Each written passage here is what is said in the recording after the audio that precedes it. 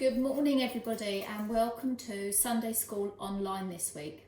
I hope you're well, I hope you're doing lots of schoolwork and I hope you're helping out at home. This week we're going to talk about hope and faith and how having hope and faith in Jesus makes things work out in the end. It's tough, particularly in these strange times, so it's even more important that we have faith and hope in Jesus. And there's a story in the Bible where Jesus calms the storm on the Sea of Galilee. It helps highlight when his disciples didn't have the faith they should have. Let's read the story. The storm. It was a calm evening. The lake was peaceful and still as Jesus and his followers got into the boat to cross to the other side. Jesus hadn't had a moment to himself all day. He was tired and soon fell asleep. Then, with no warning, a strong wind began to blow. In no time, the water was whipped into angry waves. The little boat tossed. The men struggled with the oars, but Jesus slept on. The storm grew worse. The waves broke over the side of the boat and it began to fill with water. The men weren't easily frightened. They were fishermen. They'd seen plenty of storms in their time. But now it seemed as if nothing could save them, and Jesus slept. They shook him awake. Wake up, they shouted. We're going to drown. Jesus stood. He spoke to the howling wind and the steep-pitched waves.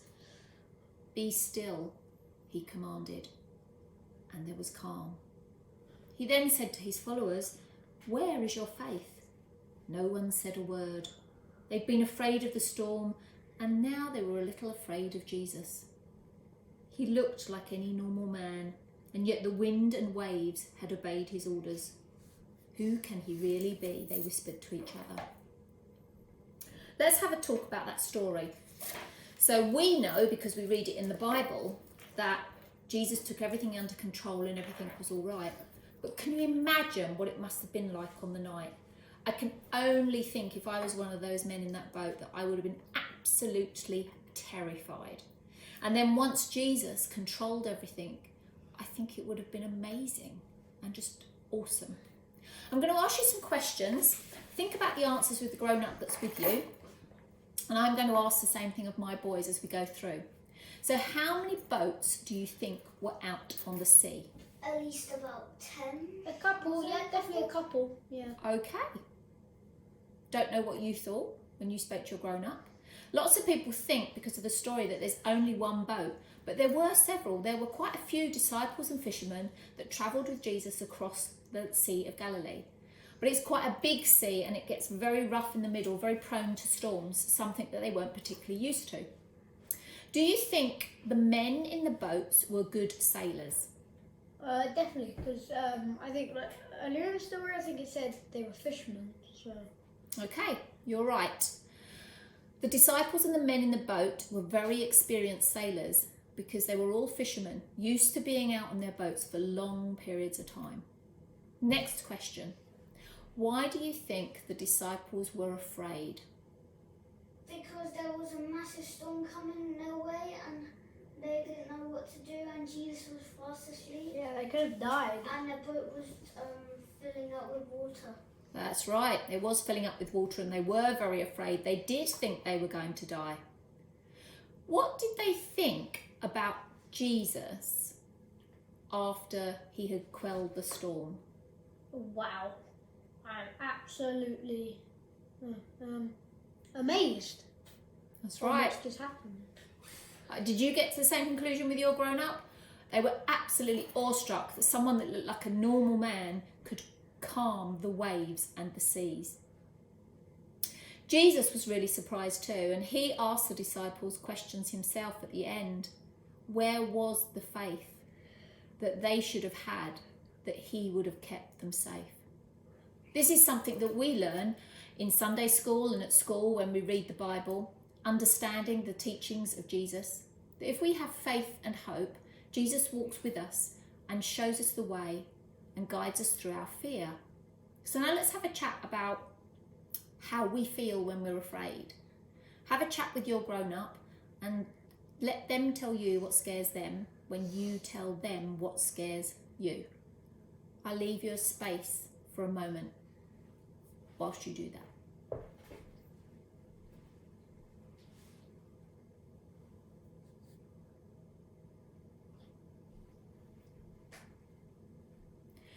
We talked about this, the boys and I, the other day, about situations about when we're scared.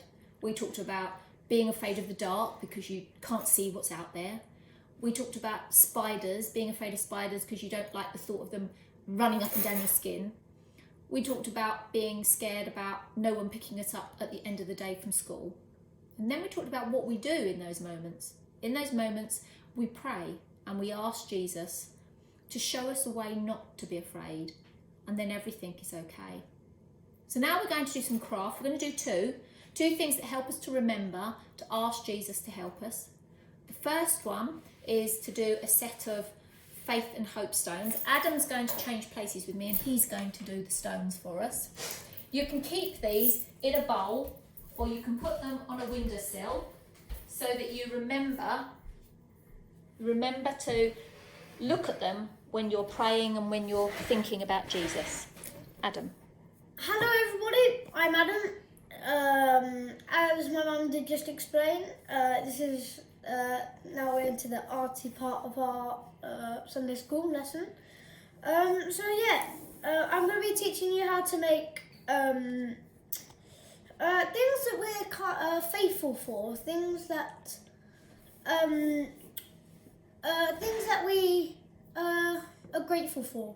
So yeah, these are some ones me and my brother and my mum have all made not that long ago.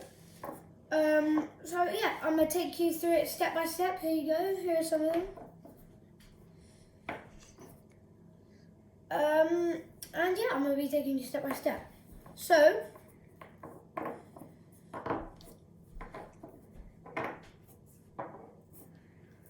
first of all, we just have a plain, we're using a piece of slate, you could use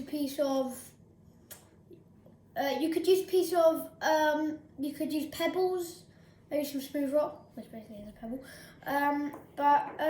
So first, you need some white paint. Just take a little bit of that and then maybe cover about half of your stone or pebble or piece of slate with it. There we go. So because this one hasn't dried yet, I'm going to use this one. This one we already made a couple of hours ago. You can use, like, here we have hope, love and faith. We have peace, things like that. So you can pick any colours you want, and you can do patterns with them.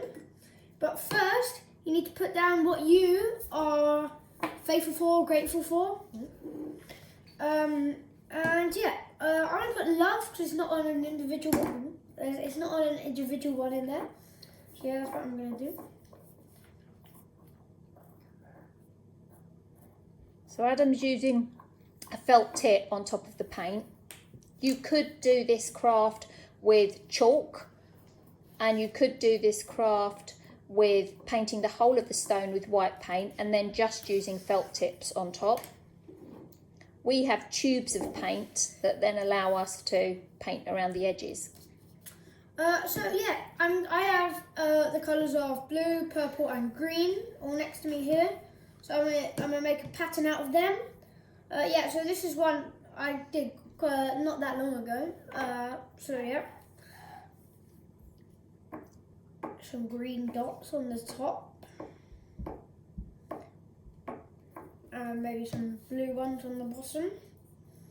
This is very, very easy to do and it's very fun. So yeah, I definitely recommend doing it. There we go.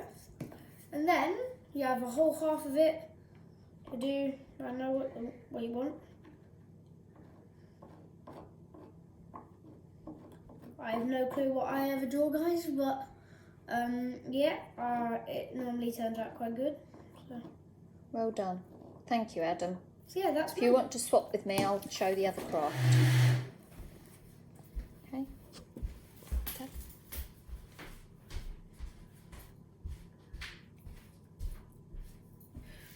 I am going to show you how to make a garland of hope or faith in the shape of hearts. So you need strips of coloured paper, 2 centimetres by 15 centimetres roughly. This is what we're going to end up making. It's really simple. You need a stapler to do it, and you start with 4 strips of paper. 2, 3, 4. Okay.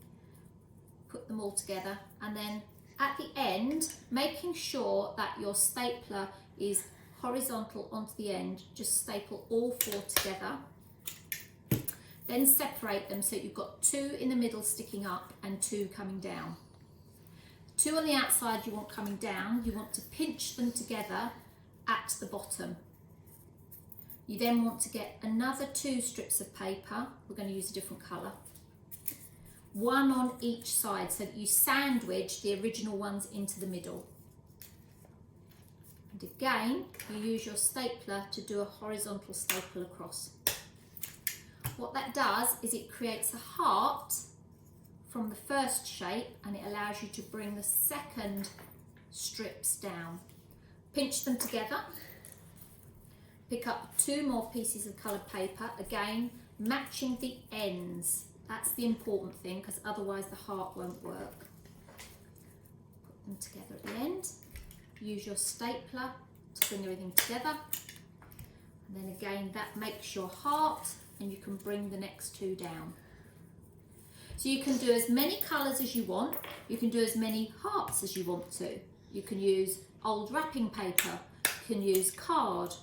You could, I did actually think we could write love and peace along there, and then that would be around the outsides of the hearts.